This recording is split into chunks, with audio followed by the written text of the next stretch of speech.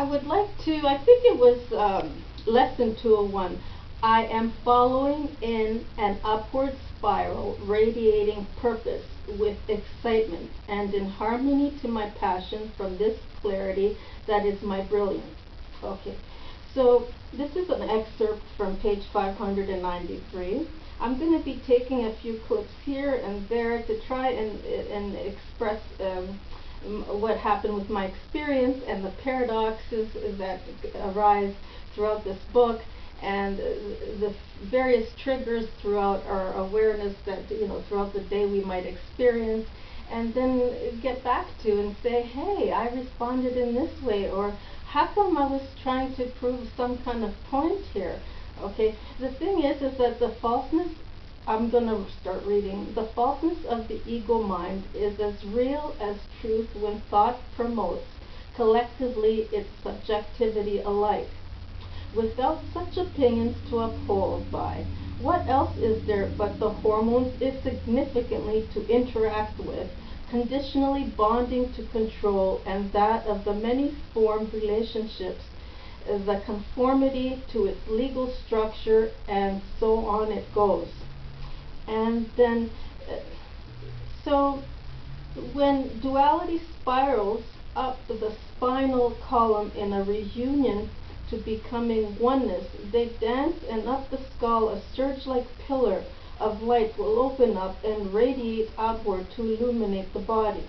So when we are going downward, okay, in the afterlife and or metaphysical that is of spirit will be forced upward in the same way it was forced inward from the crown to the top of the body's head. So I don't want to make it kind of complicated, because it really isn't. It's very simple. When we go throughout the day, and like for instance, the experience I've had was I don't know, I wanted to read. Okay, so what had happened was, we have rules and regulations, and we can abide by them and respect and walk with reverence, and kind of it helps us to live in harmony with each other. But sometimes what happens is some people, by habit even, they drive on the wrong side of the road or park on the wrong side. And I found myself this week, it was on Monday, and I was just coming out of the store, like with my car, and I was, on the right side and driving like we do in Canada, right, North America, on the right side, and doing all the way that we have been taught that these are the rules and this is what we abide by, and this is how we drive, in order, law and order, right? And so there's this other car as I'm making a right, and he's making a left, but he's doing it like you would be driving in the UK or something. And it's like I stopped the car and became immobile, and so I could let him go around me, and he did not. So we just kind of stopped there. His partner, or the person who was driving, got out, and he, I guess, is used to parking there on the wrong side and to go to the bank. And so his friend that came out, I said, buddy, you're not in the UK, you can't do this. And so I could have drove around him, or I could have not been aware of my surroundings and gotten into an accident with him, or I could have stopped like I did and confront. And normally what would happen is it would be a reactionary thing and things, but I got out of the car and I said, what you're doing is you're in the wrong. And then I realized I'm not going to use any intimidating behavior. This is where it stops. The ego was challenged. I got out. The ego mind, right? Obviously, he has some kind of habit forming thing that he does this all the time. So this is something that he's been doing all the time, it appeared to be. And so he says, well, I do this all the time. And so I'm like, the more I'm getting close to this guy, the more I'm resonating with him. And I'm not feeling any kind of panic. I'm not feeling any fear. And like, who am I? Am I a police officer? I'm thinking, right? I'm here like, what am I doing? Trying to prove a point that he's in the wrong and I'm in the right? And suddenly, every time I'd go to say something, I'd be like resonating with the guy, and I'd say, you know what?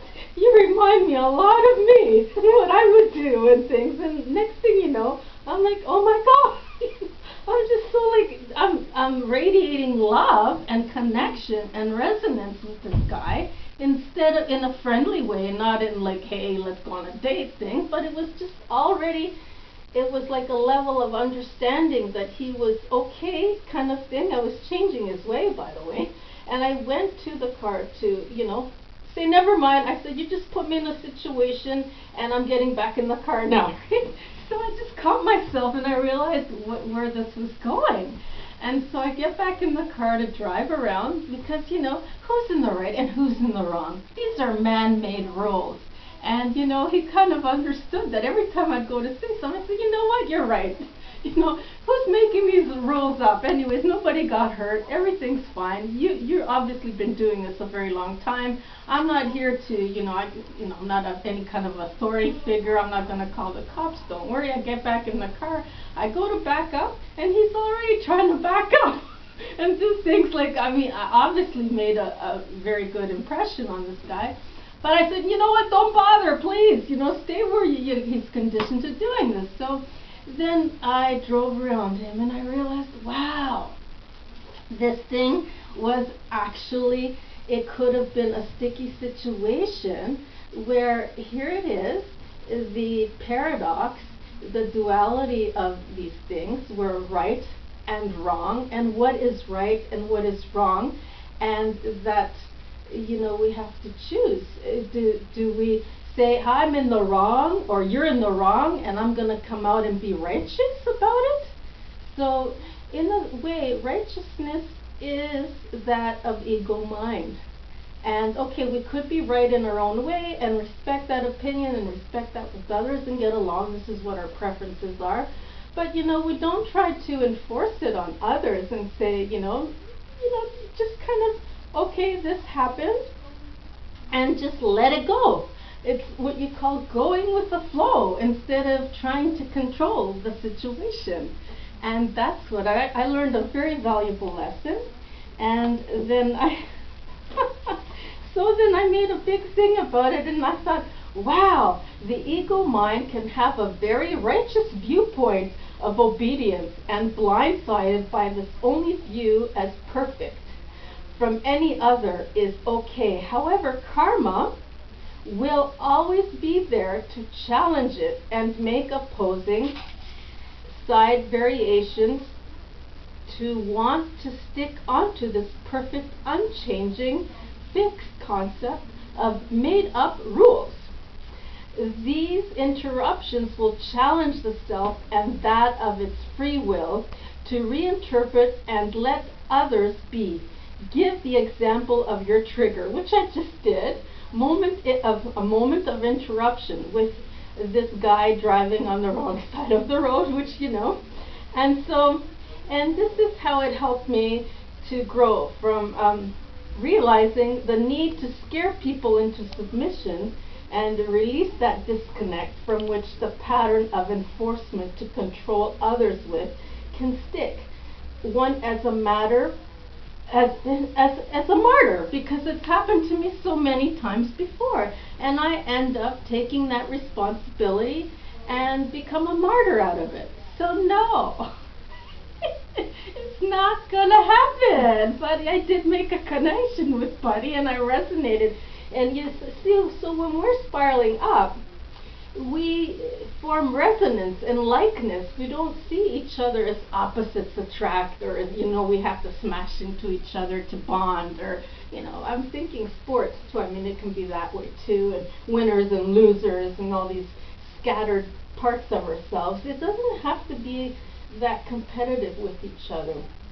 And so into submission, and from which the pattern of enforcement, yes, as a martyr, and free from its responsibility to just let go and go around, drive around him by going with the flow and forgetting the rules of a man-made constructed game from which we are to play by with each other. so, you know, it's called altruism in the greater good. Sometimes you just gotta let it go. And it made me realize right away, and without allowing for any power struggle to get in the way, resonating and radiating love instead of fear and intimidation into the situation, you know, like threatening and, you know, just escalates not in a very healthy way. And so it made me realize it was the ego mind I was confronting to impose onto another that he is in the wrong and I am in the right behavior. So, and I also found another thing that happened while I was driving, and you know, we were at the red lights, and I was going to make a left, and it had the arrow showing you got to make a left. I think it might have even been during traffic. And as I was making a left, this guy, he's walking like really, you know, comfortably walking, strolling along, carrying his coffee. I think he looked like a construction assistant or something. And I had cars honking behind me, "Move it, lady!" Well, this guy was crossing. So I did move it right up to the point where right in the middle of the road where he was crossing. Now in this situation, I'm not going to run him over because the rules say I have to go. No, I stopped and I let him, just like a bunch of ducks would cross. And you know, sometimes we just have to let it go. And this is what I would like to link this up to, is artificial intelligence, which I also describe in my book. Sometimes these rules, and when we get it to that level of artificial intelligence, okay, they might not know better. And they might just go, these are the rules, and start killing. I mean, you know, when you get into a moral situation like this, moral and ethics, I don't know if you want to call it that, and you get into a case scenario like that, so what do?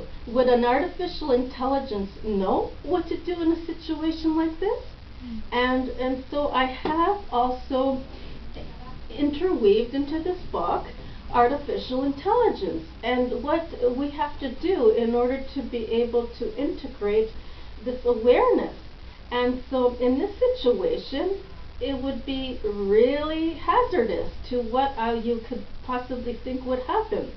So anyway, I let him go. He wasn't scared or anything, right? He was like, it was like I'm radiating some kind of Mother Teresa energy all around me, right? Anyway, it doesn't matter. So he walked, and then I went by, and so this was something I wanted to bring up and kind of lightly touch upon and plant that seed of, would artificial intelligence know better?